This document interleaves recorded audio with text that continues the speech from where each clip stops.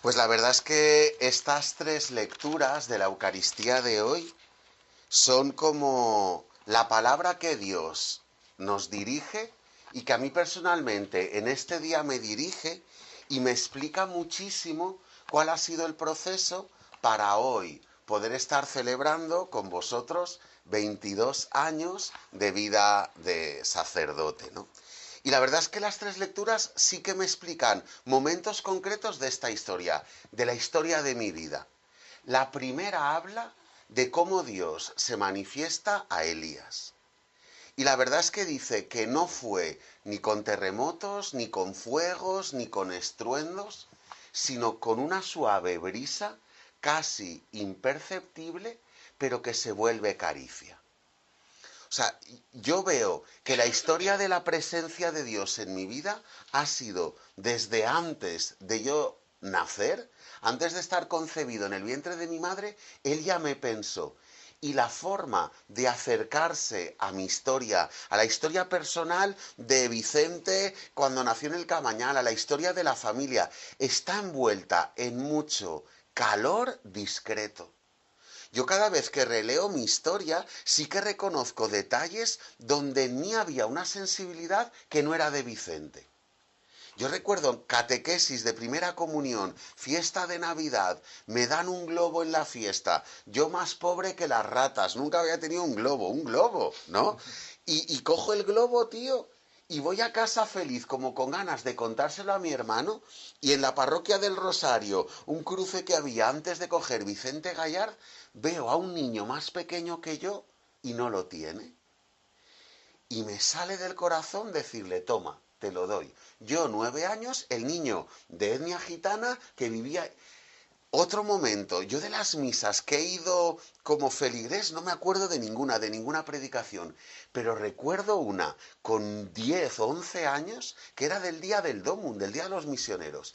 Y yo nunca he tenido un duro en el bolsillo, pero ese día alguien me había dado un billete de 100 pesetas. Y en la colecta decirle a mi padre, papá, ¿puedo dar esto? Que era un billete de 100, que era muchísimo. Y mi padre me dijo, no, ni de coña. Y me lo cogió él, ¿no? O sea, pero esa sensibilidad de dónde nace, de esa suave brisa donde yo reconozco calma en momentos muy dolorosos de mi historia. O sea, yo reconozco la muerte de mi madre, yo reconozco circunstancias dolorosas en mi familia, yo reconozco problemas antes de mi conversión donde en mí había calma. Lo que experimenta Elías es la forma en la que nuestro Dios se acerca a nuestra vida. Nunca es invasiva, nunca entra como imponiendo, nunca obliga, nunca su ley se impone a base de fuerza, sino a base de caricia, a base de seducción, a base de, si quieres, ven y sígueme, ¿no? La segunda lectura de San Pablo que hemos escuchado, para mí también tiene un contenido en el que me reconozco. Tengo una gran pena en el corazón. O sea, yo noto que la llamada de Dios en mi vida a ser misionero, la más clara que he recibido, y a ser sacerdote como una forma de servir, es el sufrimiento del mundo. O sea, yo también reconozco que desde muy pequeñito el sufrimiento de los demás lo he vivido como algo que no he pasado de largo. Yo tengo ahí clavado los domingos en mi casa o los sábados se compraba prensa y en la prensa del fin de semana siempre venía el suplemento, ¿no? A veces era el país, luego mi padre dijo que el país no, que era muy rojo y compraban las provincias, bueno, pero recuerdo que en un suplemento yo miraba todas las páginas, un poquito era la revista del corazón de mi casa, no había pronto ni 10 minutos ni nada, bueno, pues y no me quedaba ahí en la sección de lencería o no me quedaba en la sección de humor, sino que los ojos se me iban clavados a los reportajes del tercer mundo. Recuerdo uno de Haití, leyéndolo con 12 años, que ¿quién se lee una crónica de Haití? Pues el país más pobre del mundo. Y me ves a mí con 12 años leyendo el artículo ese y sintiendo por dentro una llamada a decir, jo, aquí hay que hacer algo, ¿no? Yo ahora voy uniendo puntos, como dice Steve Jobs, ¿no?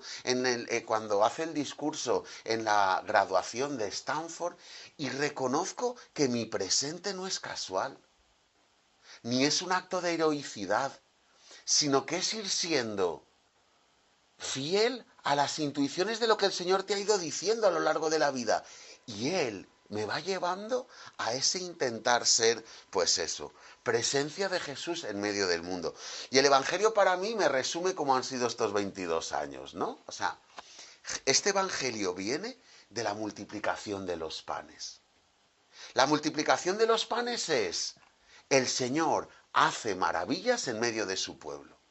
La multiplicación de los panes es, el Señor no pasa de nuestra época. Es tarde, no hay para comer, y Él, con nuestros 3 panes y con nuestros 5 peces, obra el milagro de que todo el mundo se vaya lleno. La experiencia de esta semana en nuestros retiros, yo creo que es esa. Los que predicamos nos sentimos muy pobres, hemos preparado lo mejor que tenemos, pero son 5 panes, son 3 peces, son nuestras humanidades, y el Señor las multiplica. Fijaros cómo empieza el Evangelio. Inmediatamente obligó a los discípulos a subir a la barca e irse. ¿Por qué?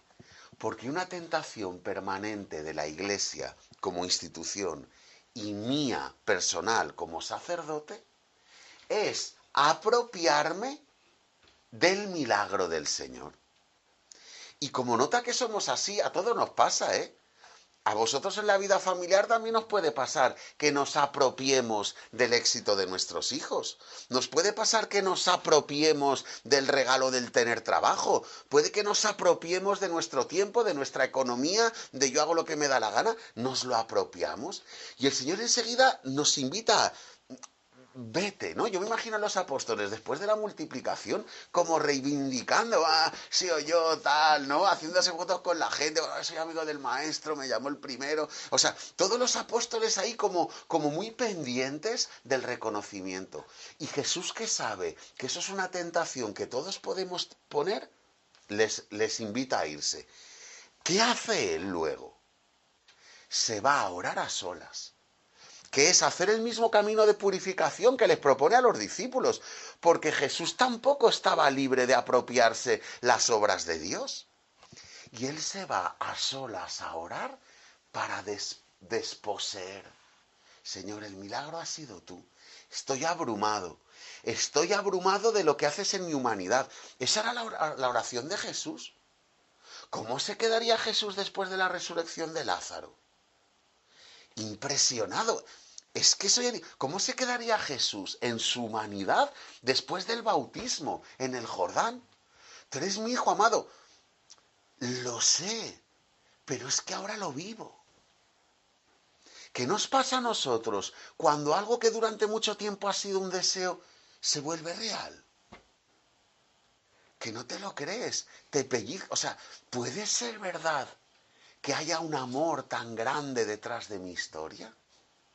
Y la respuesta de Jesús es sí, porque yo he hecho el milagro, porque todos han tenido para comer. Entonces los apóstoles me los imagino en la barca como diciendo, joder, qué prisas. Pero si yo estaba haciendo apostolado, si estábamos quedando para la semana que viene, para que vinieran también a la charla. Bueno, total, que Jesús en su pedagogía muchas veces nos aleja de la zona del confort y enseguida nos pone en medio de una tormenta. Él no, las circunstancias. ¿Cómo se puede pasar tan rápido del gozo del Señor en el monte, el pueblo saciado, éxito, a 5 minutos después ver tu barca zarandeada por una tormenta? Eso es este Evangelio, ¿no? Y yo noto que reconociendo los 22 años puedo decir lo mismo. ¿Cuánto miedo se pasa en este ministerio? O sea, yo no sé si habéis pensado cómo te lanzan a la vida sacerdotal. Y es sin paracaídas. O sea, tú estás 6 años estudiando teología, pero que no es que haya práctica, no hay tutoriales. O sea, yo he estudiado una asignatura que se llama Sacramento de la Reconciliación, pero no es lo mismo estudiar eso que confesar por primera vez. Yo he estudiado otra asignatura que se llama Sacramento del Matrimonio, pero no tiene nada que ver con luego acompañar lo real de las familias. Yo he estudiado psicología, pero no tiene nada que ver que escuchar en la confesión un trastorno bipolar o alguien que tenga deseos suicidas. No es lo mismo. Yo noto que le he preguntado al Señor lo mismo que Pedro. Si eres tú, mándame ir hacia ti. Por ejemplo, ¿en qué momento? ¿En la predicación? Yo ahora, después de 22 años, puedo reconocer como un talento y un don y una gracia que Dios me ha dado el poder comunicar y el poder predicar el Evangelio. Pero ¿y las primeras veces? Que hablar en público da mucho miedo. Que hablar en público te expone. Que luego vosotros veis mi vida y me podéis decir, oye, que eso que acabas de predicar en ti no se encarna. O sea, es muy arriesgado exponerse. Dicen que al clavo que sobresale, es al primero que se le pega el martillazo. Si yo no predicara, si yo no me expusiera, si yo no saliera, a mí no me criticarían, porque nadie me conocería. ¿A quién le meten caña? ¿A quién es fácil verle los defectos? Pues a quien es humilde para poder abrir el corazón. Y yo noto que en la predicación me ha costado un montón, pero de verdad, en el tiempo de formación, 6 años de teología, no te creas que hay tantas oportunidades para predicar, si éramos 25 los que nos ordenamos. Y entonces pasa que el Señor te regala un destino como Venezuela. Y entonces pasa que lo que yo considero 2 panes y lo que considero miseria, resulta que la gente te lo agradece.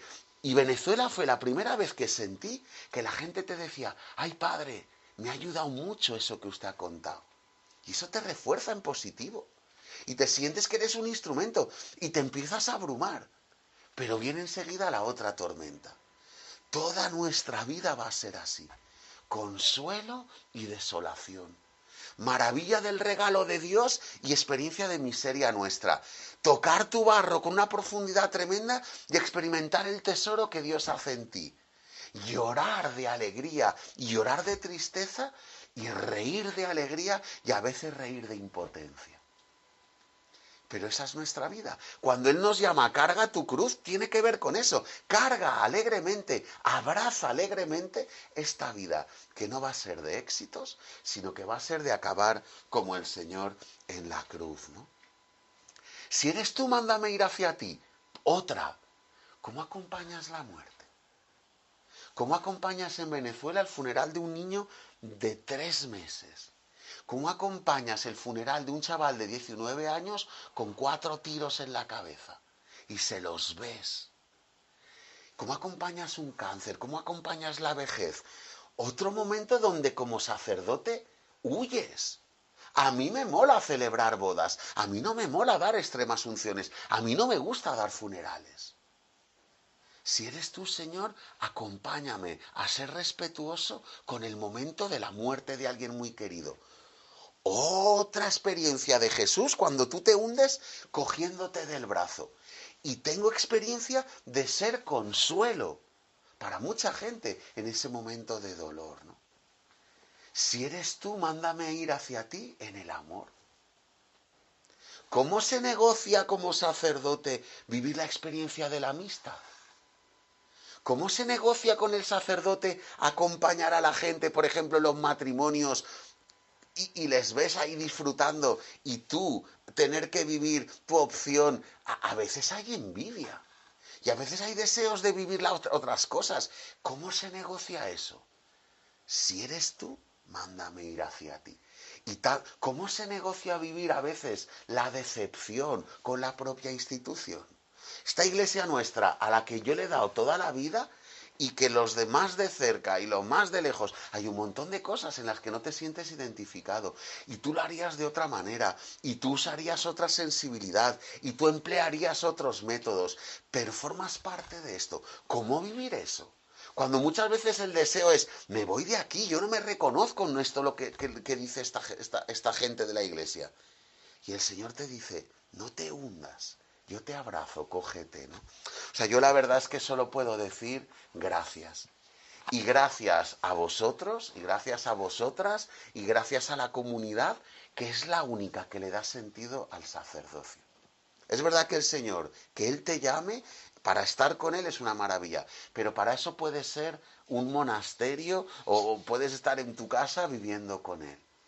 nos llamó para que estuviéramos con Él y para enviarnos a predicar, a servir, a cuidar, a sanar, a ser buen pastor, ¿no? Pues muchísimas gracias a toda la gente que a lo largo de estos 22 años me ha soportado, me ha querido, me ha corregido, me ha amado, ¿no? Que el Señor me regale hacer su voluntad día a día y que pueda de verdad ser un instrumento para llevar a cabo su obra.